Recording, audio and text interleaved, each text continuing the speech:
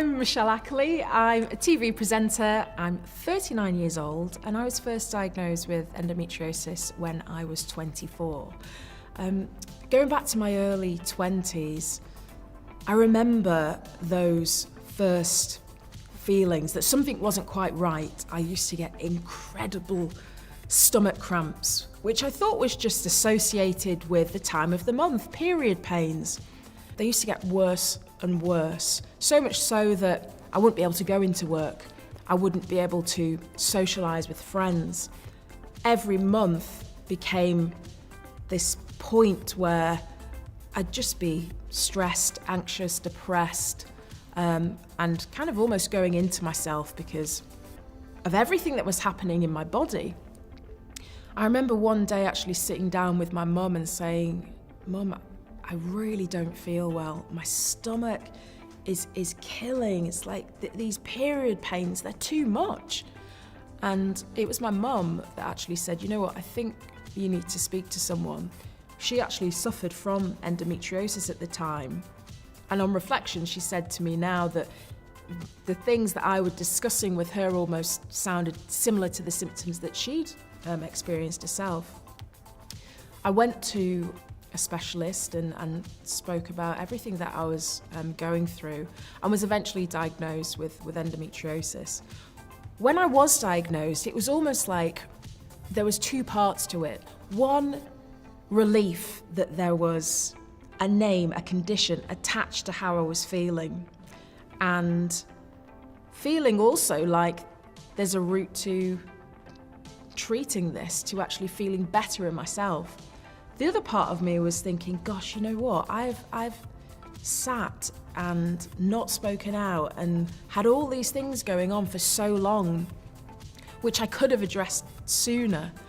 So my journey with endometriosis began, and I had a laparoscopy, which was laser treatment to get rid of some of the tissue. I had Zoladex injections. And then I actually went on to a different form of treatment, which was the Mirena coil, which is a form of contraceptive as well, but worked for treating the endometriosis. That for me was something that really actually made the difference. It went from me constantly worrying about my physical symptoms to actually not spending that much time thinking about the condition, not feeling like the condition was labeling me. And when it comes to endometriosis, it isn't just those physical signs. For me, it was the mental aspect as well, the impact that it had on me, just not wanting to speak, not wanting to go out, not wanting to do anything. If I reflect now on how I was in my early 20s and how I dealt with it, it's a completely different person to how I am now. For anybody that's going through it, or thinking of it as a condition that they might be going through, I would say first and foremost, listen to your body. If there are certain changes that are happening in your body, if you don't feel quite right, reach out, speak to your GP. I wish I would have spoken to my GP sooner. And finally, I would say to people that it's quite amazing what a community of people there is out there when it comes to endometriosis. There are colleagues and friends of mine that I actually didn't realise had the same condition as me. We used to sit on an office on a bank of desks together and we'd all be suffering in silence. One particular friend of mine, we were both going through this, the same condition and never spoke about it. So I'd say reach out and get support. That's key.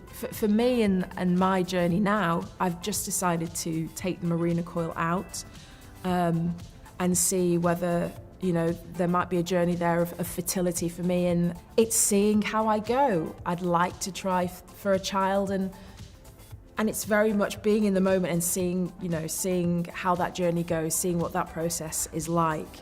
But if I reflect on all the years of having treatment, experiencing the symptoms, it's one where I feel grateful to be at this point now where I can discuss it openly, have the confidence to talk about it, understand the condition and understand my body. And I also feel like I'm not crippled by that pain so much that I can't be present. For me, being present in the moment and taking everything in now is such a liberating and refreshing feeling, which I've not always had. I think when we talk about endometriosis, it doesn't need to be a scary word. I mean, ask me how to spell it, I still couldn't tell you. But having an open conversation about it is really liberating. To feel like you're in control of the condition is empowering, and that's how I feel, which is a great position to be in, and it's taken some time to get here. But I hope through speaking out and connecting with others that can be passed on, because it is something that you can live with, it is something that you can treat, and it allows you to just understand your body more. I think one of the key things is the more you understand about what's going on in your body, the more you listen to it, the more that you can help affect change, and find the right journey, the right path that will really help you. And I feel really supported in my journey now, through reaching out to other people, through speaking to experts, and through being confident enough to address what's happening, not shying away from that. If I take myself back to, the young 20-odd-year-old sat at my first job and feeling too scared to say, I'm in pain, I need to go home, or I'm gonna have the day off tomorrow because I think I need to go to the doctors, I just want to say, Michelle, come on. It's about being in control of your own body, what's going on. And that is something that can be really, really empowering for that individual. And for the people around, the amount of conversations I have now just over coffee about endometriosis, how's your endo? That never used to be a thing. And now it is, and I feel really pleased about that. And I think that can only get better in the future, the more that we have these chats and are honest about what's going on in our bodies. I think for me as well, mentally, I feel so different to how I used to feel. I guess in the past there was that sense of almost shame, because it's women's health, didn't really want to speak up about it. The condition might be bunged into a whole load of other conditions and people not really understand when I'm trying to explain what's going on. I don't feel that anymore. It's definitely a journey, it's a process, but looking ahead to the future and where things go next, especially in my industry, it's governed by what's next, where are things going to be in 5 years' time, in 10 years' time. For me right now, just being able to be focused on the present and enjoy the moment and feel well in myself is a great thing. And that is definitely something that is possible with this condition.